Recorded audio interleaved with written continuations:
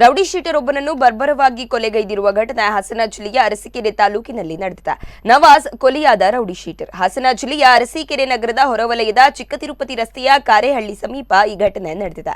3 ವರ್ಷಗಳ ಹಿಂದೆ ಮೀನು ಹಿಡಿಯುವ ಸಂಬಂಧ 2 ಯುವಕರ ತಂಡದ ನಡುವೆ ಗಲಾಟೆ ನಡೆದು ಕೊನೆಗೆ ಆಂಬ್ಯುಲೆನ್ಸ್ ಚಾಲಕ ಅರುಣ್ ಎಂಬುವವನು ಅರಸೀಕೆರೆ ನಗರದ ಹೃದಯ ಭಾಗದಲ್ಲಿರುವ ಅಂಬೇಡ್ಕರ್ ವೃತ್ತದ ಬಳಿ ಚಾಕು ಇರಿದು ಆತನನ್ನ ಬರ್ಬರವಾಗಿ ಕೊಲೆ ಮಾಡಲಾಗಿತ್ತು. ಇದೀಗ ಕೊಲೆಯಾಗಿರುವ ನವಾಜ್ ಕೂಡ ಅದೇ ಪ್ರಕರಣದಲ್ಲಿ ಭಾಗಿಯಾಗಿದ್ದ. ಜೈಲಿನಲ್ಲಿದ್ದ ಈತ ಇತ್ತೀಚೆಗಷ್ಟೇ ಬೇಲ್ ಪಡೆದು ನಗರದಲ್ಲಿ ಮತ್ತೆ ಕೆಲವು ಅಕ್ರಮ ಚಟುವಟಿಕೆಗಳಲ್ಲಿ ಭಾಗಿಯಾಗಿದ್ದ ಎನ್ನಲಾಗಿದ್ದು, ಅರುಣ್ ಕಡೆಯ ಹುಡುಗರೇ ಈತನ ಕೊಲೆ ಮಾಡಿರಬಹುದು ಎಂಬ ಶಂಕೆ ಪೊಲೀಸರದ್ದು. ಈ ಸಂಬಂಧ ಅರಸೀಕೆರೆ ಗ್ರಾಮಾಂತರ ಪೊಲೀಸರು ಸ್ಥಳಕ್ಕೆ ಭೇಟಿ ನೀಡಿ ಪರಿಶೀಲನೆ ನಡೆಸಿದ್ದು, ಮೃತ ರೌಡಿ ಶೀಟರ್ ಶವವನ್ನು ಮರಣೋತ್ತರ ಪರೀಕ್ಷೆಗೆ ಕಳುಹಿಸಲಾಗಿದೆ. ಆರೋಪಿಗಳ ಪತ್ತೆಗಾಗಿ 2 ವಿಶೇಷ ತಂಡವನ್ನು ಕೂಡ ರಚಿಸಲಾಗಿದೆ.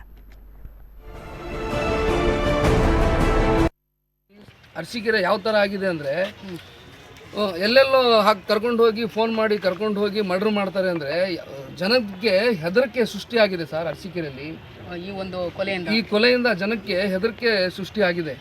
ಹಿಂದಿದ್ದು ಏನಿತ್ತೋ 4 ವರ್ಷದಿಂದ ಚೆನ್ನಾಗಿದ್ದ ಹುಡುಗ, ಕರ್ಕೊಂಡು ಹೋಗಿ ಫೋನ್ ಮಾಡಿ ಕರ್ಕೊಂಡು ಹೋಗಿ ಅವನಿಗೆ ಬಂದು ಗುಡ್ಡದ ಹತ್ರ ಕರ್ಕೊಂಡು ಹೋಗಿ ಆ ಮಶಾಣದ ಮೂಲೆಯಲ್ಲಿ ಬಂಡೆ ಮೇಲೆ ಖಾರದ ಪುಡಿ ಹಾಕಿಬಿಟ್ಟು ಚಾಕುಲಿ ಚುಚ್ಚಿ ತಲವಾರಲ್ಲಿ ಚುಚ್ಚಿ ಆಮೇಲೆ ತೊಗೊಂಡು ಹೋಗಿ ಮಚ್ಚಲ್ಲಿ ಕೊಚ್ಚಿಬಿಟ್ಟು ಖಾರದ ಪುಡಿ ಹಾಕಿ ಕಲ್ಲು ಎತ್ತಾಕ್ತಾರೆ ಅಂತ ಅಂದರೆ ಏನು ಅರ್ಥ ಇದೆಯಾ ಸರ್? ಜೀವಕ್ಕೆ ಬೆಲೆ ಇಲ್ವಾ ಸರ್?